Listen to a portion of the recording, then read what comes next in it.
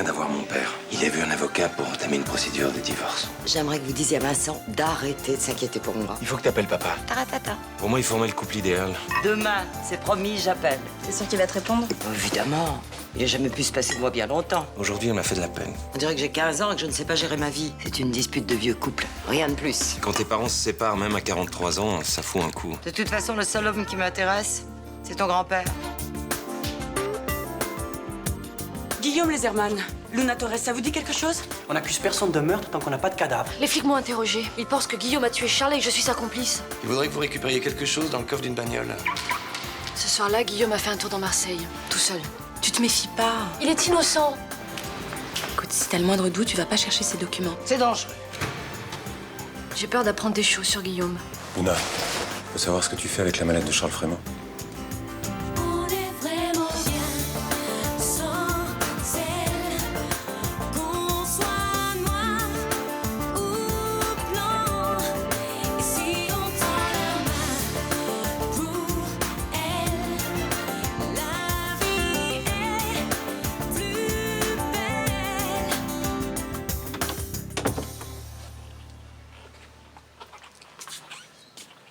Tiens, il est pas très bon, mais il est fort. Ça t'aidera.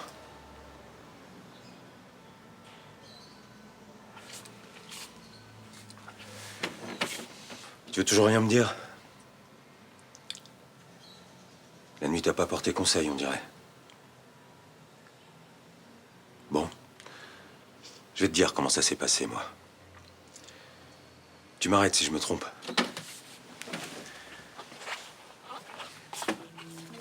Frémont et Lézerman ont fait alliance pour s'emparer du tableau de Rachel Lévy. Mais une alliance entre deux rapaces, ça tient jamais bien longtemps la route.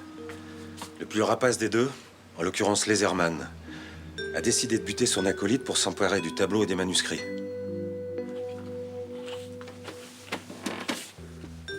Alors,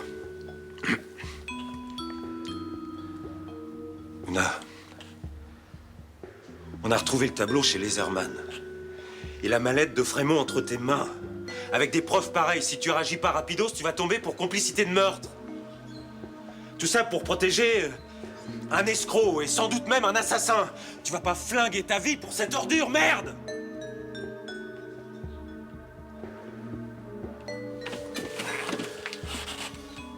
Écoute, Luna. Toi et moi, on se connaît depuis des années. Je t'ai aidé quand t'as eu tes petits problèmes de cam. Mais là, si tu mets pas du tien, je pourrais rien pour toi. Cette fois, c'est trop grave.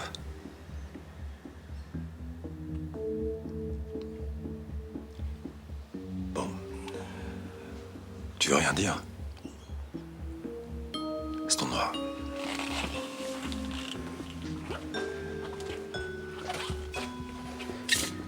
Mais je sais pas où ça va nous mener tout ça.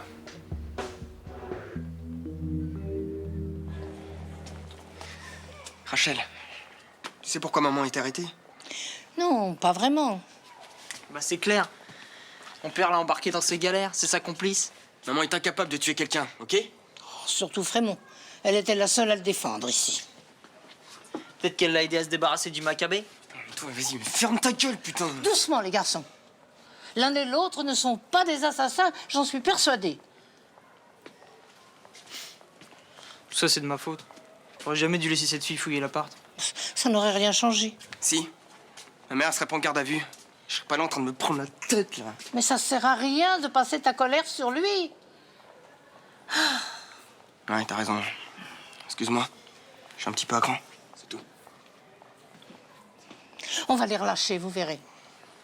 En attendant, moi, je vais finir dans un foyer pour ados. Mais non, je suis là, moi. Je te garderai. Tu connais pas les juges, hein. Ils voudront jamais.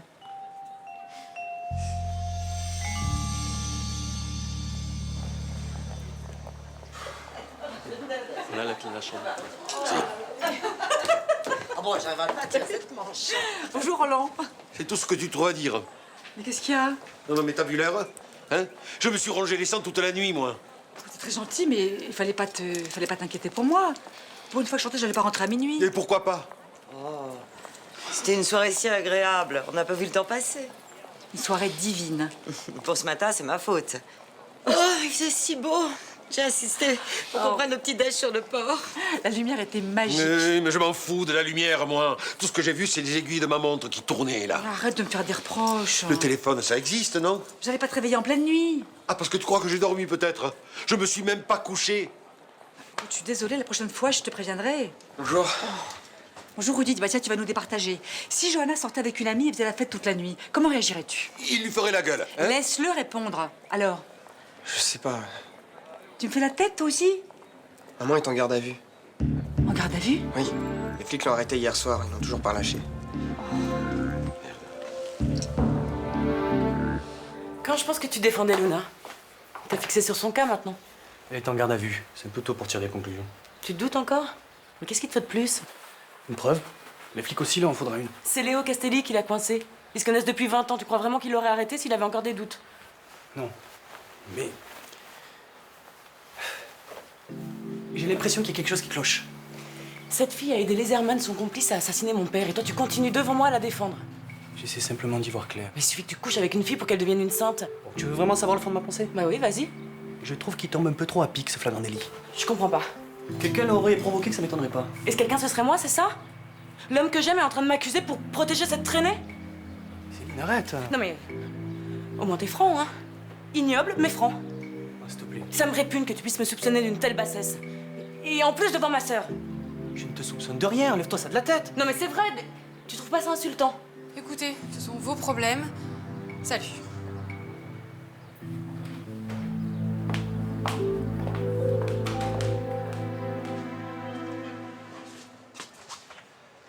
Tu aurais pu me prévenir. À mon âge? Je me suis inquiété toute la nuit. Écoute, quand t'étais petit, je sortais au moins 3 fois par semaine. Tu m'as jamais donné l'impression de t'inquiéter. T'as jamais voulu le voir. Quand je rentrais, j'allais toujours t'embrasser dans ton lit. Et toi, la plupart du temps, tu dormais. Heureusement, il était 4 heures du matin. Bon, alors écoute-moi bien. Je viens ici pour me changer les idées. Et toi, pour bien me faire culpabiliser, tu me fais des reproches qui remontent au calende grec. Laisse tomber, c'est pas le sujet.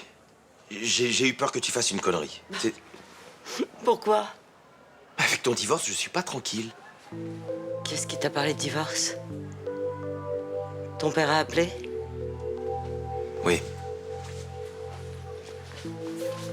Enfin, c'est moi qui l'ai appelé. Il a vu un avocat.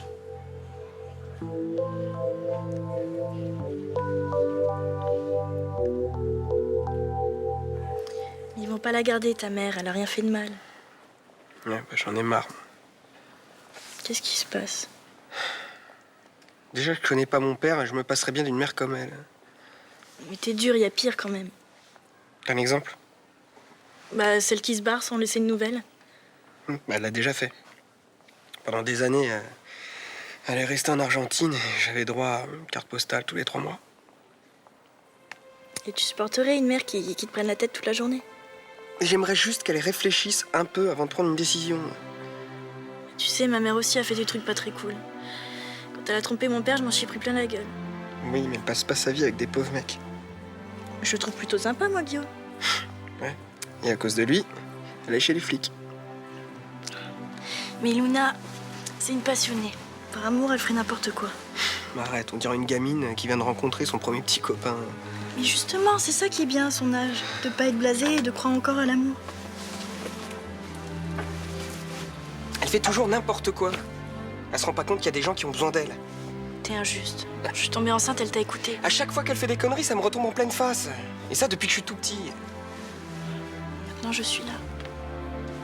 Excuse-moi.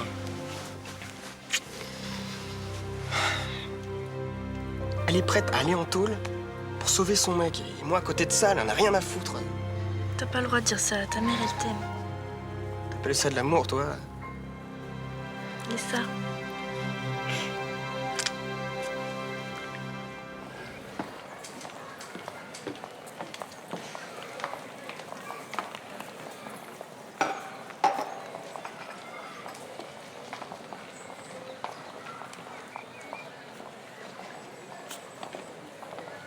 C'est plus un baiser, c'est de la réanimation. On dirait qu'il va l'aspirer.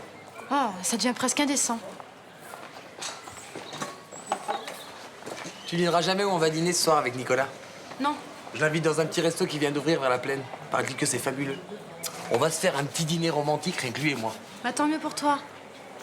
Bah dis donc, c'est pas la forme olympique, toi. Bon, enfin... Tu vois ce couple qui se roule des pelles d'éléphant? Ouais, alors? Bah je les supporte plus. Tu les connais? Non, je les connais pas, mais je les supporte plus quand même. Parce qu'ils sont deux et ils ont l'air heureux. Bah dis donc, c'est pas très cool comme réaction, ça. Voilà, je m'en fous. Hein. Je suis toute seule et je suis malheureuse à toute seule. Alors le bonheur des autres... Tu serais pas en train de me faire un coup de déprime, toi? Tu vois, pendant ta petite bouffe romantique de ce soir avec Nicolas, bah moi je vais me taper une émission de merde avec mon paquet de chips. Rango oignon, c'est plus sympa. Ça me fait pas rire. Oh, excuse-moi, ma puce. Oh. Ah, ça doit être Nicolas. Ah, ouais. Il me fait faux bon, pour changer. Pour les chips, prends goût paprika, c'est les meilleurs. Dis donc, ça te dirait un petit dîner en tête-à-tête, rien que toi et moi, tous les deux, ce soir-là?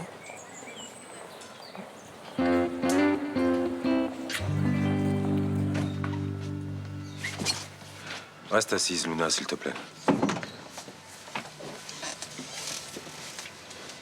Ça va? Et toi? Ça dépend des moments.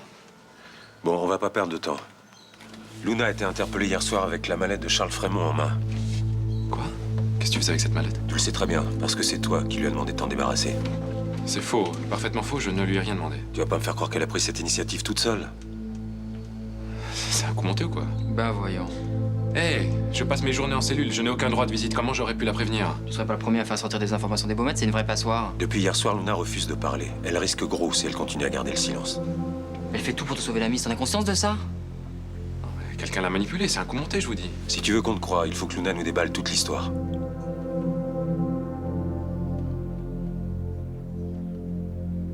Ok.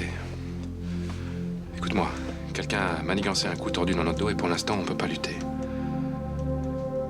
Alors il faut que tu leur dises la vérité. Strictement la vérité. Sans tenir compte de moi. Dis-leur ce que tu sais.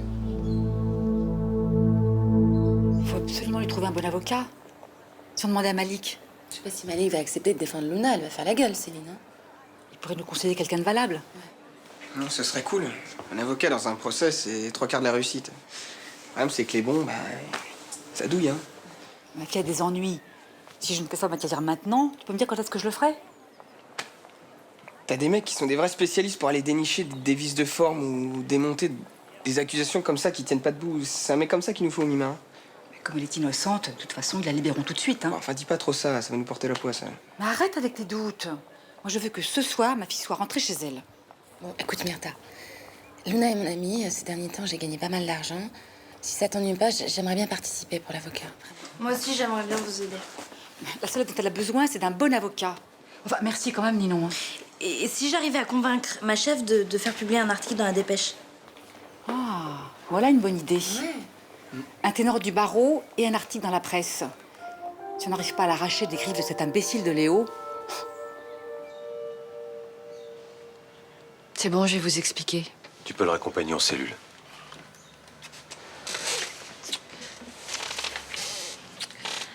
Je t'aime. Moi aussi. C'est ça qui m'aide à tenir le coup.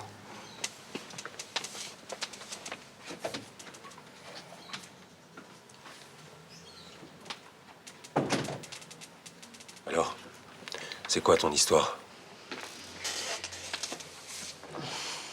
Un mec qui disait sortir des baumettes m'a donné un emplacement de parking et les clés d'une bagnole.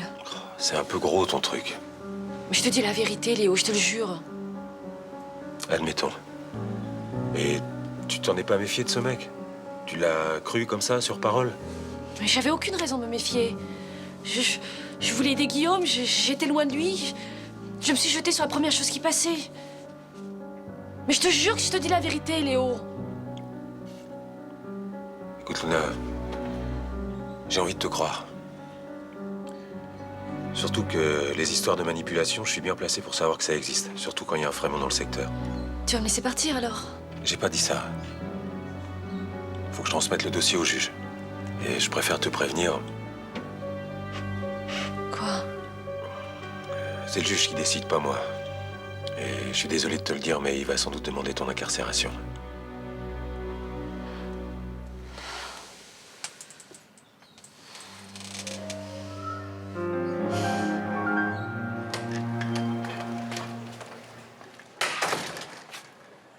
Bah, Nani, qu'est-ce que tu fais là? Je me morfonds. Comme une vieille chose inutile.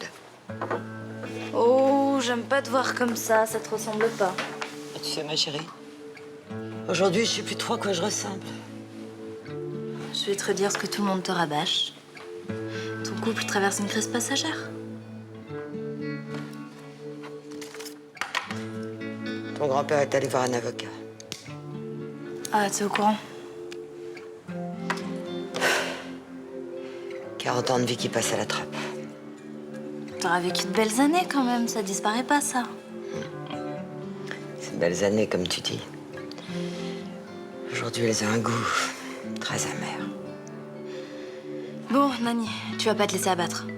Des femmes qui refont leur vie après 60 ans, ça existe. Et la plupart du temps, elles retrouvent mieux que ce qu'elles ont laissé. Dans les magazines? Oui, j'en ai lu. Pas dans la vraie vie. C'est triste, cette affaire. Hein. Elle a pas l'air réglo, ta mère. Juliette, je sais bien que tu as de la peine. Fais attention à ce que tu dis. Hein. Sinon, on va tous finir par se haïr. Bonsoir. J'ai des infos sur ta mère. Lesquelles? Pour tout te dire, c'est pas terrible. La prison? Ça se pourrait.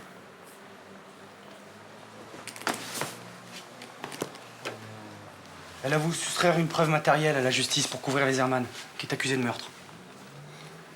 Merde. Mais c'est pas encore sûr. Hein, Malik? Allez, garde confiance. D'abord, c'est quoi cette preuve matérielle? Un objet qui a appartenu à Charles Frémont. Juliette, je peux te jurer une chose.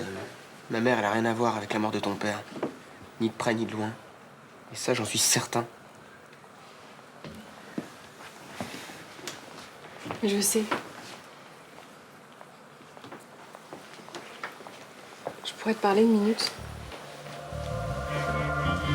Bien sûr. Allez, à nos amours. C'est ça, à nos amours platoniques. Tu sais, je me plains. J'en ai quand même eu des amours. Des beaux, même. Des belles. Au pluriel, on dit de belles amours. Ah bon? C'est marrant, ça. De belles amours. Ça sonne pas terrible, hein? Remarque, mes amours non plus sonnent pas terribles. Mais une fille comme toi, je comprends pas. T'es jolie, gaie, super sympa, tu devrais crouler sous les mecs, non? Eh ben, à part les dettes, je croule sur rien du tout. Il faut absolument qu'on trouve le petit truc qui cloche chez toi. Et après, je te parie que tu fais un carton chez les beaux mâles marseillais. Je cherche pas. Je sais où il est, le petit détail qui cloche. C'est mon physique. Il est vachement bien, ton physique. Tiens, si j'étais pas homo... Sauf qu'il y en a un peu trop là, et un peu trop là aussi. Et alors? Ils adorent ça, non? Mais ils adorent ça pour coucher. Mais question romantisme, ça les inspire pas des masses. Hein. Tu vois, les fleurs, les balades romantiques, c'est jamais pour moi tout ça. Moi, quand un homme me fait un cadeau, c'est un string.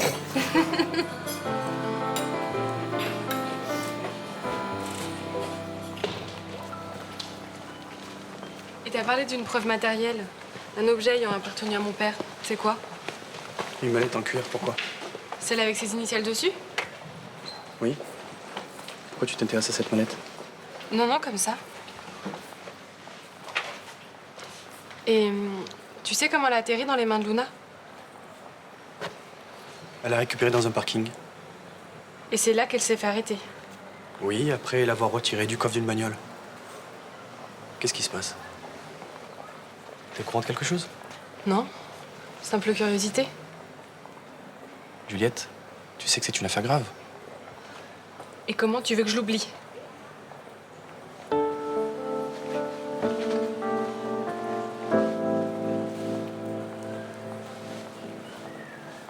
Tu vois, c'est un mec comme toi qu'il me faudrait. Comme toi, mais pas gay. Un homme triste? Oh, arrête, pas drôle.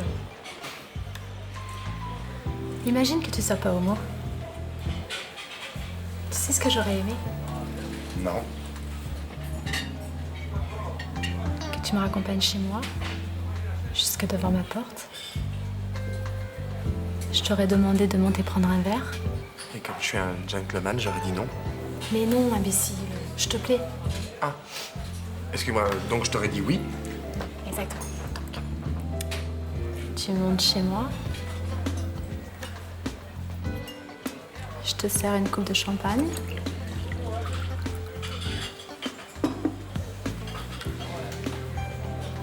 On s'assied sur le canapé. Auprès l'un de l'autre. Nos corps se touchent. Nos visages se rapprochent. Et nos lèvres. Ça va les amoureux? Nicolas, qu'est-ce que tu fais là? Eh ben, je suis venu te chercher. J'avais envie de te faire une surprise. C'est une belle surprise, non? Ouais, c'est sympa. C'est pas ce que tu crois, hein. Qu'est-ce que je crois? Bah, pour Mélanie et moi, c'est juste un jeu. Hein, Mélanie? Oui, oui, je faisais semblant de le draguer. C'est pour s'amuser.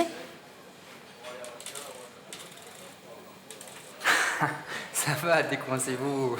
J'ai pas cru à votre baiser. Oh, mais tu m'as fait peur. Non mais Thomas, réfléchis un peu. Comment tu veux que je sois jaloux d'une fille comme Mélanie?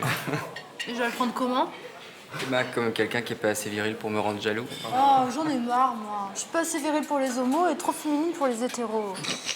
Personne veut de moi, hein. Mais c'est dégueulasse ce que je fais. C'est très courageux, au contraire.